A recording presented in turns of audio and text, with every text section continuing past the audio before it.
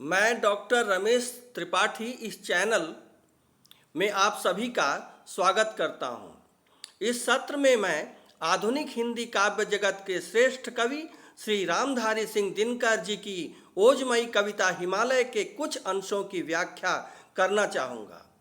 इस कविता के माध्यम से कवि ने हमारे जीवन में हिमालय की महत्ता, हिमालय की गौरव गरिमा एवं उसकी उपादेयता को स्मरण कराने का प्रयास किया है। हिमालय शब्द उच्चरित होने के साथ यह शब्द हमारे प्राणों में वीरता एवं मातृभूमि के गौरव तथा हम भारतीयों के आत्मसम्मान को जागृत एवं प्रज्वलित कर देता है। कविता इस प्रकार है।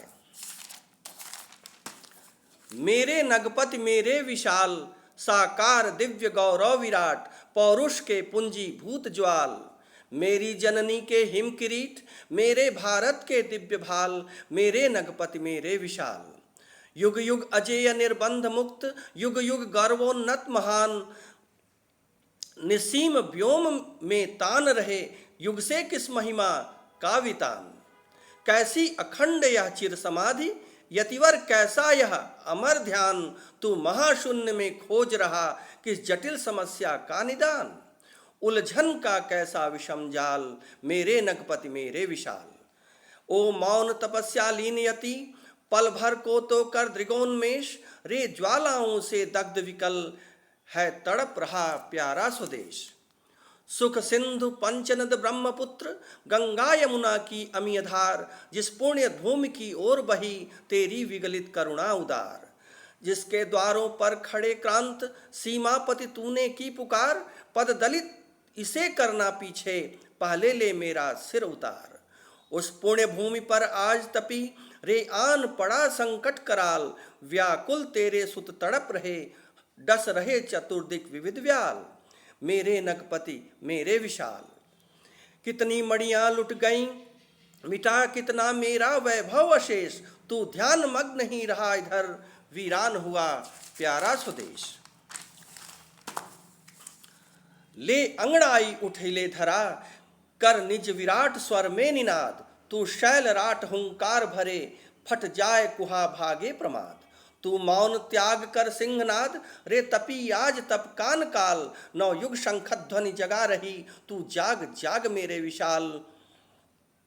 मेरी जननी के हिम किरीट, मेरे भारत के दिव्य भाल, नौ युग शंखध्वनि जगा रही, तू जाग जाग मेरे विशाल।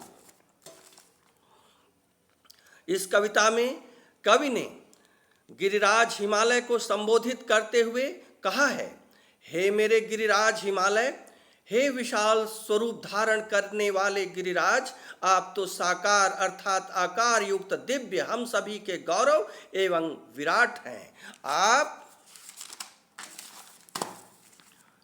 शक्ति एवं सामर्थ्य के एकीकृत ज्वाल अर्थात एकीकृत स्वरूप हो, अर्थात आपकी विशालता, आपका विराट स्वरूप हम सभी में कठोर पुरुषार्थ करने की प्रेरणा उत्पन्न कर देता है। आगे कवि कहते हैं कि आप मेरी जननी, मेरी मातृभूमि भारतवर्ष के हिम रूपी मुकुट हैं एवं आप इसके दिव्य ललाट तुल्य हैं। युग बीतते गए परंतु आपको कोई जीत नहीं पाया, आप अजेय ही बने रहे, आप को किसी का बंधन बांध नहीं पाया। कवि का संकेत यह है कि हिमालय ने सदैव ही हमारी मातृभूमि की रक्षा की है। पुनः वे कहते हैं कि हे गिरिराज, आप युगों से ही गर्व से अपना मस्तक उठाए हुए हैं, आप निस्संदेह महान अर्थात श्रेष्ठ हैं।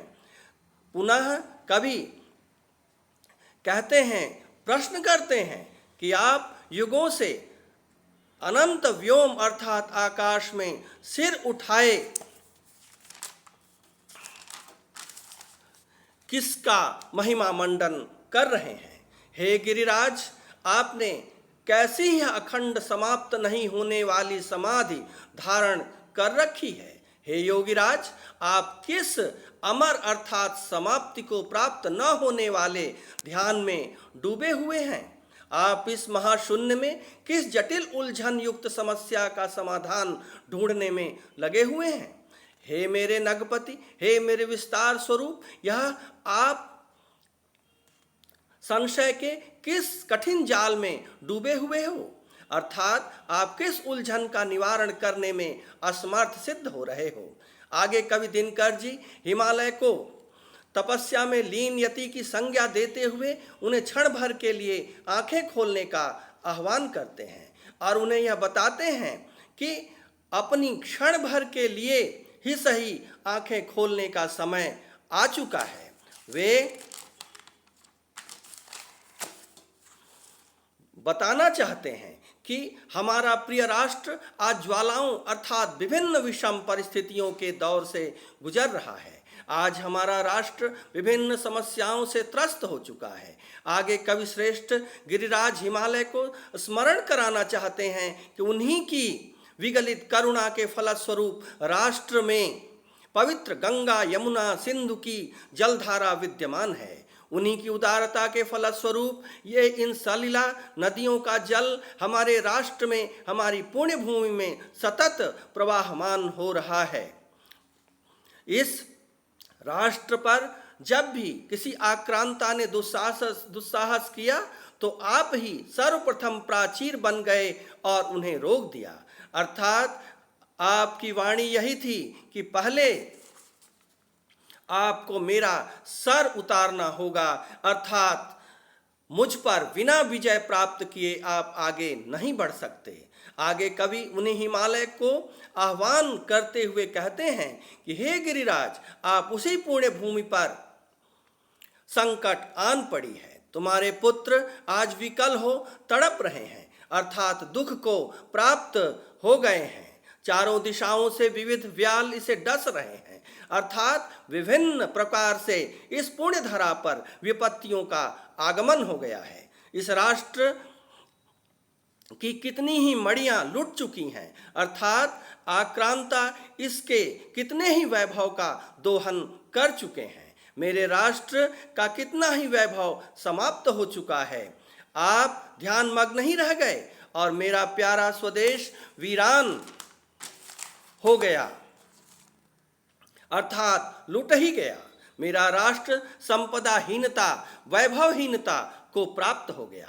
आगे कवि श्रेष्ठ हिमालय को इस प्रकार से अंगड़ाई लेने अर्थात जागृत हो जाने का आह्वान करते हैं ताकि यह धरा, यह पृथ्वी आंदोलित हो उठे, हिल जाए। वे कहते हैं कि हे गिरिराज, आप इस प्रकार से उच्च स्वर में हुंकार करें ताकि चारों ओर व्याप्त प्रमाद अर्थात आलस्य पलायन करने को विवश हो जाए।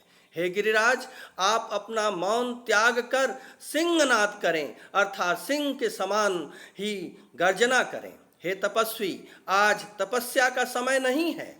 आज का युग शंख ध्वनि करता हुआ आपको अपनी निद्रा का परित्याग करने का आवाहन कर रहा है। हे मेरे विराट, हे मेरे विशाल, आप निश्चित रूपेण निद्रा का परित्याग कर जग ही जाइए। हे मेरी मातृभूमि के हिम मुकुट, हे मेरे भारत के दिव्य ललाट, नया युग आपको जागृत कर रहा है। उसके शंख ध्वनि आपको जगा रही है।